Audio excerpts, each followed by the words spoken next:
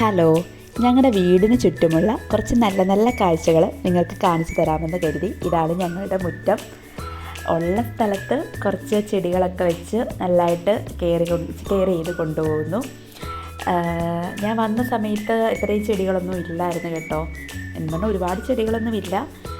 ആകെ ഈ ഭാഗമൊക്കെ കുന്നുപോലിരിക്കുകയായിരുന്നു. പിന്നീടാണ് ഇവിടെ എല്ലാം വൃത്തിയാക്കി ഒന്ന് ലെവൽ ചെയ്തെടുത്തത് കേട്ടോ.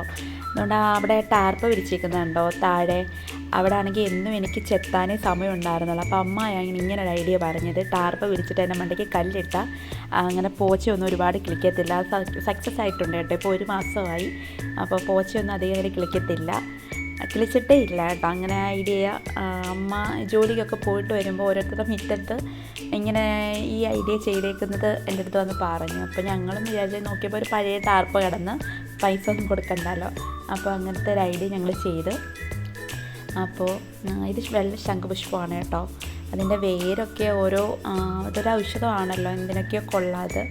പിന്നെ സ്പൈഡർ പ്ലാന്റ്, സ്നേക്ക് പ്ലാന്റ്, എൻ്റെ 10 മണി, പിന്നെ ബന്ദിയുണ്ട് അങ്ങുമൊക്കെ ആയിട്ട്.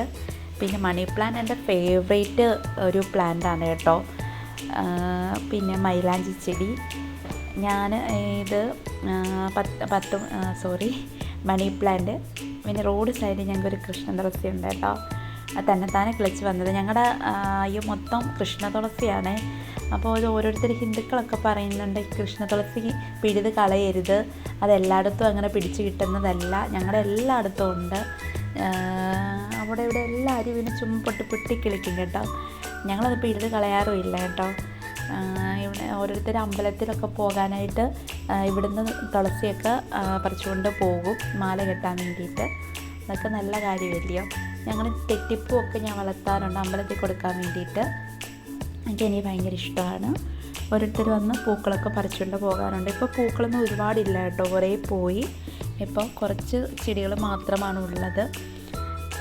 അപ്പം ഇത് മൾബറിയാണ് കേട്ടോ. എൻ്റെ വീഡിയോ കണ്ടിട്ടുള്ളവർക്കറിയാം, ഇഷ്ടംപോലെ മൾബറി എൻ്റെ കുഞ്ഞിന് ഭയങ്കര ഇഷ്ടമാണ് കേട്ടോ.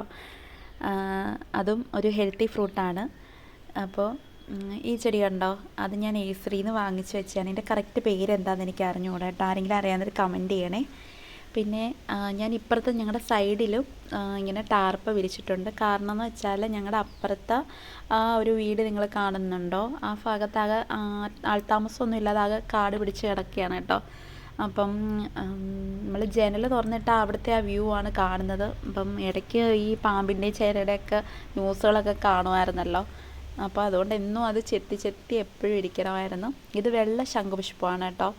പിന്നെ ഞങ്ങളുടെ അമ്മയുടെ ഇത് വെണ്ട, അവിടെ ഇവിടെയൊക്കെ ആയിട്ട് കൃഷികളൊക്കെ ഞങ്ങളുടെ അമ്മയാണ് കേട്ടോ കൂടുതൽ ചെയ്യുന്നത്. കൃഷ്ണ തുളസി ഒരുപാടുണ്ട്. ഇത് കാട്ടു തുളസിയാണ് കേട്ടോ.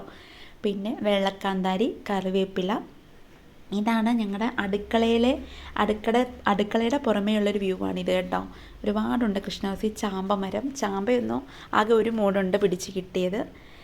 പിന്നെയാണ് ചീമപ്പുളിയും അപ്പോൾ പൂത്ത് ഒരുപാടുണ്ടായിരുന്നു. അമ്മ അതിൻ്റെ കൊമ്പെല്ലാം കോതി നിർത്തിയേക്കുവാണ് കേട്ടോ. പിന്നെ പച്ചമുളക്, പിന്നെ മത്ത. അപ്പോൾ ഇത്രയുമാണ് ഇന്നത്തെ വിശേഷങ്ങൾ. എല്ലാവർക്കും ഇഷ്ടമായോ?